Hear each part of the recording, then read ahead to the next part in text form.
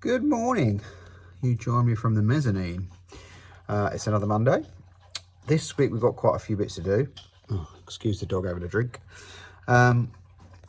First off, I've got to get a couple of bits off the L322 from underneath because I need it off the ramp. We've got the wife's new car here, the Jaguar. She's in the Saab now because the Jaguar DPF is full. So I need to take that off, run a cleaner through it, try and get it working again. Otherwise it's replacement or remapping, if you know what that means. Also got a new arrival in. I need to do something with that this week. I was hoping to get more work done on the Defender, so maybe I could get it out of the barn this weekend, but we'll see how the other work goes. What else? And we've obviously still got to do the P38 at some point very soon. But anyway, so first of all, I'm going to get some more bits off the Range Rover, the L322 Range Rover. And there we go, it is off. So that is another piece of the jigsaw done. Next job is to have the rear airbags out and the last remaining front airbag out. Because obviously they're good, we know they work, so we'll keep hold of those. So, first time I've started this since we got back. I've just gone to use the winch. The battery was flat. I had to jump start it to get it to start first of all. Then the battery, put the winch on and the winch was dead slow, like terrible. I've just checked the battery, it's got 9 volts, it's not charging.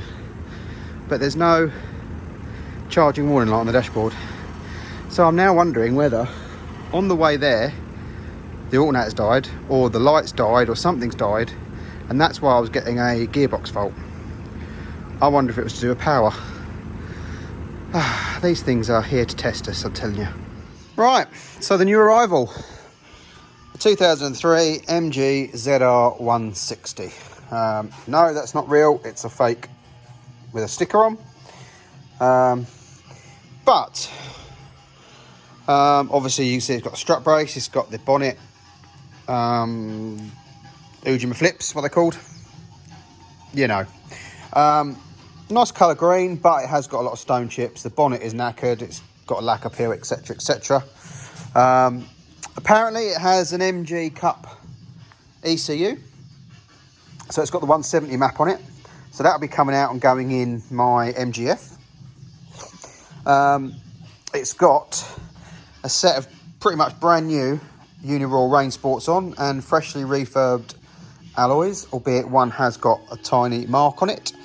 There you go, you can see things like this, look. Bodywork is not very pleasant. It also is wearing gas coilovers. Proper gas coilovers as well, apparently. Although, I can see them underneath, but there's no adjustment on here, so I'm wondering whether they're on the bottom of the struts. I didn't really notice, actually. I need to have a look. Inside, we have the Alcantara interior. BRM gear knob and centre knobs. We've got a box of brand new 160 injectors. Got a load of boxes and bits and pieces over there. What else have we got on there? Oh, we had a Cobra exhaust from it. I've taken that off because someone wants to buy that already. Got some spare lights and bits and pieces in here. So yeah, again, look, you can see lacquer's not very nice, the boot's rusty, you know.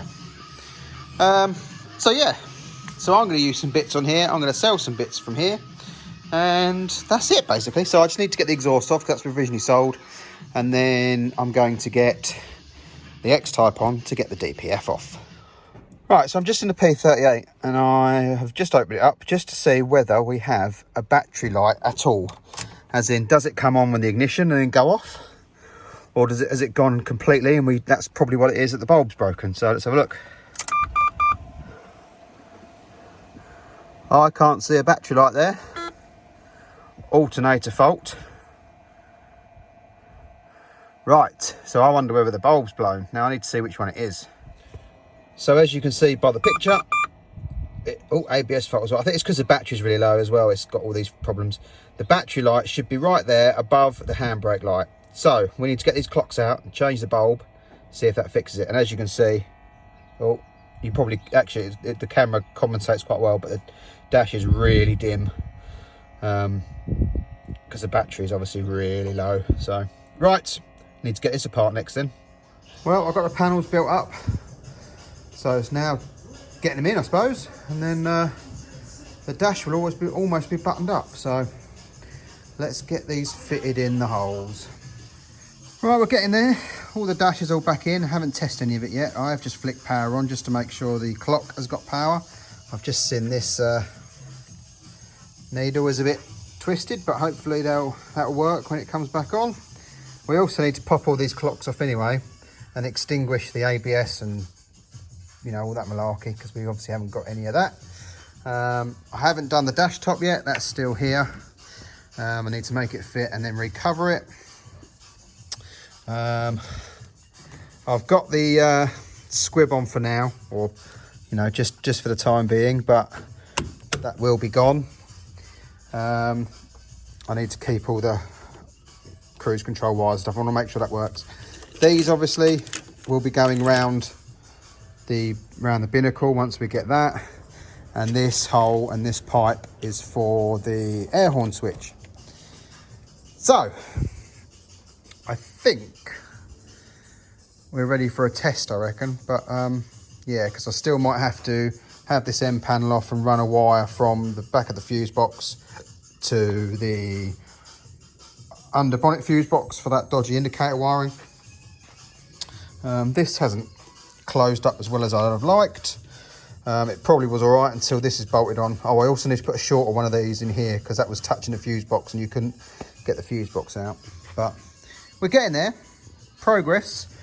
Okay, with the Jaguar now outside, just letting it rest so I can check the oil and top it up as necessary. The test drive will be to take it home tonight. It's time to bring this in.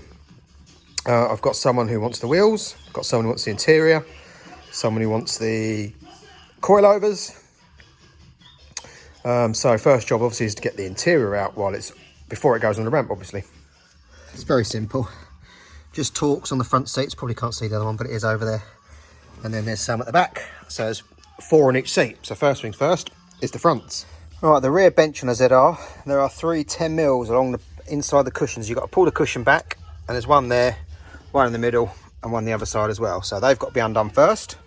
And then once they're undone, you just got to flip the back seats forward slightly, just to be able to lift the base of the seat up. And that is just hooked in with these 2 hooks in these holes, one either side. So that's the rear bench out. Next is the rear backrest. First off is the 2 10mm that hold the split section apart. My one snapped here, which is nice. Luckily we're not having another interior in here, otherwise we'd have to drill that out. And then there's 2 more at the back of this bracket behind the seats. There you go, them 2 there at the back of the unit. Now you can't have the seat down to do them, you've got to do them with them in an upright position. Lastly, you have to loosen this 13mm bolt in the back, because that stops the hook from opening.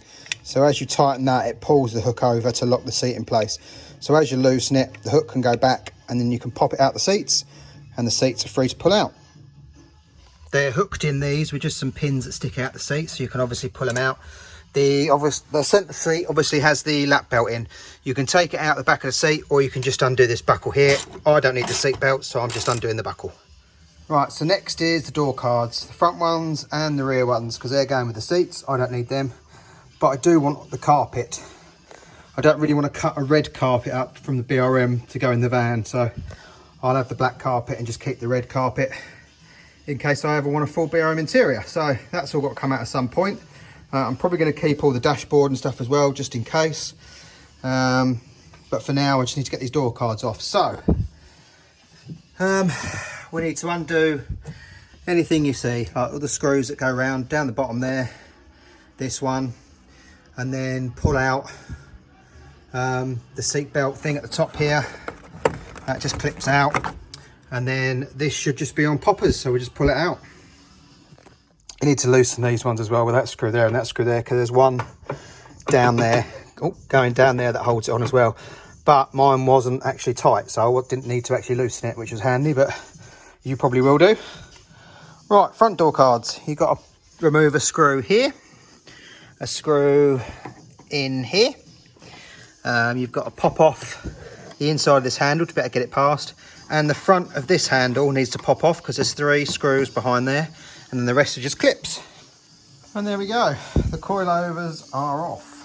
They have a pinch bolt on the front through there, and then obviously the 3 at the top, and the rears have the 1 bolt through the beam, and again 2 at the top. Very simple. So that's that for those. They're ready to go. So I think all that's left to do is for me to check the oil in the Jag and then take it for a test drive, and then call it a day. It's a day early, it's Thursday, but tomorrow we are off. Well, it was supposed to be Pride of Longbridge at Birmingham. I was supposed to be going in the MG, but it's been cancelled due to soggy ground at the park. It was cancelled a couple of weeks ago, and we've had quite a bit of dry weather since, but I had to make a call, so it's been cancelled. There's been a few other events organised, but they're not where we are staying, because obviously we booked hotel and stuff. So I think we're just going to go and, do some stuff. So yeah, have a lovely weekend, and I'll see you next week. We've got a few bits on next week. Probably going to do a bit more to this. We've got to get rid of the L322. Possibly the P38. I've ordered the pump rebuild kit, but from what I've read online, where I've ordered it from, it won't be here by the time next week comes. So I've had to borrow a car to tow next weekend, but I'll show you what that's all about as well in another video. So thanks for watching. Like, subscribe and share, and have a good one. Ta-da.